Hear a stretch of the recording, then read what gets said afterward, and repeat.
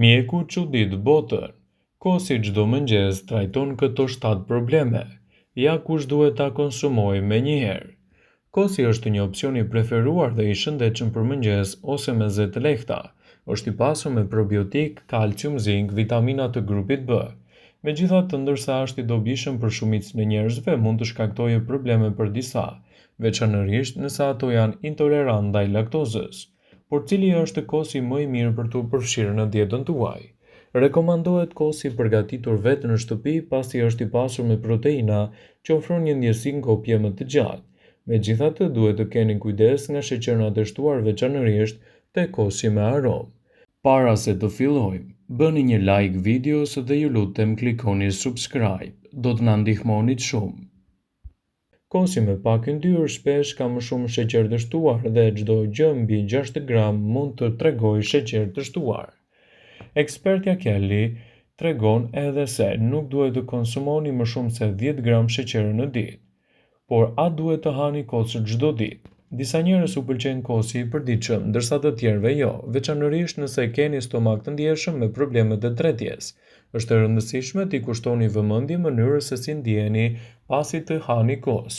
Nëse jeni plot me energji dhe nuk keni probleme me tretjen, kjo është një shenjë shumë e mirë për të shtuar vazhdimisht kosi në dietën tuaj të rregullt. Gjithashtu, në këtë video do të rendisim disa nga përfitimet kryesore që do të merrni nga konsumi i kosit në mënyrë të rregullt. Bëhet fjala për kosin e përgatitur vetë në shtëpi dhe jo atë të marketit. Kosi ndihmon në kontrollin më të mirë të peshës trupore. Kosi u mban të ngopur për më gjatë dhe ndihmon në rregullimin e peshës suaj, veçanërisht nëse e konsumoni si pjesë e dietave të ekuilibruara. Kosi është i mirë për shëndetin e zemrës.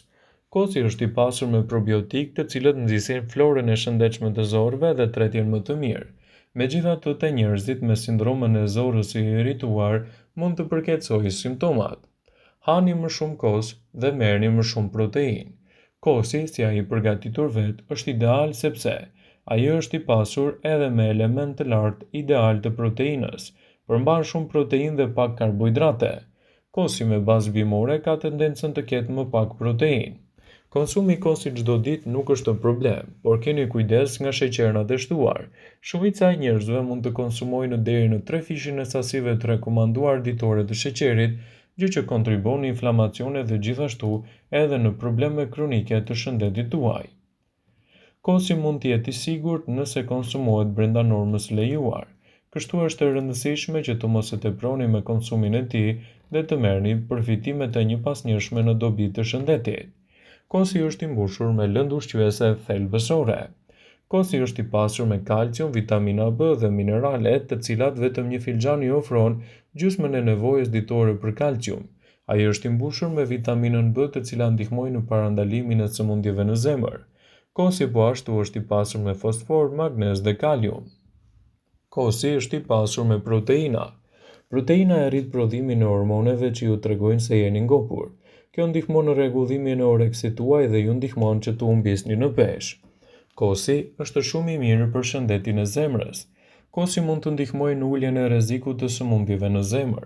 Ndihmon gjithashtu në uljen e tensionit të lartë të gjakut, lidh lipoproteinën me dëndësi të lartë. Kosi mund t'ju ndihmojë edhe në parandalimin e osteoporozës. Kosi është i pasur me kalcium, fosfor dhe kalium. Të gjitha këto janë esenciale për shëndetin e mirë të kockave dhe ndihmojnë gjithashtu edhe në parandalimin e osteoporozës. Kosi ndihmon në forcimin e sistemit tuaj imunitar. Kosi përmban probiotik. Probiotikët ndihmojnë në uljen e inflamacionit, ai është gjithashtu një ndihmë shumë e mirë në parandalimin e ftokjes së zakonshme. Vitaminat dhe mineralet që gjenden gjithashtu te kosi ndihmojnë në rritjen e imunitetit dhe parandalimin e komplikacioneve shëndetësore. Kosi, nëse e shtoni në dietën tuaj brenda normave të lejuara, mund të kthehet në një nga produktet më të mira ushqyese për shëndetin e përgjithshëm. Kosi mund të krijojë gjithashtu një përmirësim të tretjes, prandaj të gjithë që e konsumojnë kosin përfitojnë proteina dhe shumë vlera ushqimore që përmbajnë në produktet e bulmetit si kalcium, vitaminën B2, B12, kalium dhe magnez. Por një nga fjalët që do të dëgjojmë më shumë lidhur me kosin është probiotikët. Probiotikët janë bakterie miqësore të cilat janë prezente në sistemin tretës. Gjithashtu, ato janë prezente edhe në produktet e kosit. Ndonse duhet bërë edhe një zgjidhje e mirë e kosit më të mirë, ato mund të jenë një zgjidhje shumë e mirë ushqyese për trupin tuaj. Përfitimet e kosit janë në paqë mbreslënëse sa shumë njerëz të cilët janë të vetëdijshëm për këto vlera e konsumojnë në mënyrë të vazhdueshme. Dhe çdo vit gjithmonë më shumë kërkime janë publikuar lidhur me informime të cilat sjell edhe shëndeti i konsumit të kosit. Këto janë disa nga përfitimet kryesore që do të merrni nga konsumi i kosit në mënyrë të rregullt në dietën tuaj, sipas Step to Health. Enzimat e kosit ndihmojnë në sistemin tretës, ndonse është e nevojshme të kryen edhe më shumë kërkime, ka të dhënat që tregojnë se mikroorganizmat përbërës të kosit ndihmojnë në përcaktimin e gjendjeve gastrointestinale duke përfshirë intolerancë ndaj laktozës, kapslëk, diare, probleme të zorrës së trashë, sëmundje inflamatore të zorëve, infeksione të shkaktuara nga bakteri Helicobacter pylori dhe përfitimet mendohen se janë edhe për shkak të ndryshimeve të mikroflorës së zorëve, kohë që i duhet ushqimit të tretjes, përmirëson sistemin imunitar të trupit. Probiotikët ndihmojnë në përmirësimin e sistemit imun. Studimet janë të nevojshme për sa i përket edhe vlerave të tyre. Në këtë video do të sugjerojmë se probiotikët, të cilët gjenden te kosi, janë të mira kundër inflamacioneve të zorëve dhe gjithashtu mbajnë larg komplikacionet e tyre. Mikroorganizmat aktive të kosi mund të parandalojnë zhvillimin e infeksioneve. Gjithashtu kosi ndihmon në parandalimin e osteoporozës. Ushqyerja e shëndetshme luan një rol të rëndësishëm në trajtimin e osteoporozës dhe lëndët ushqyese me rëndësi më të madhe janë kalciumi dhe vitamina D, citojnë ekspertët. Kalciumi ka treguar të ketë efekte përfituese në masën kockore për njerëzit në çdo moshë, edhe pse rezultatet nuk janë gjithmonë të qëndrueshme. Kombinimi i kalciumit me vitaminën D ka përfitime të dukshme te kockat, me kusht që doza e vitaminës D të jetë mjaftueshme dhe gjithashtu të konsumohet brenda normës së lejuar. Kosi parandalon arritjen e tensionit të gjakut.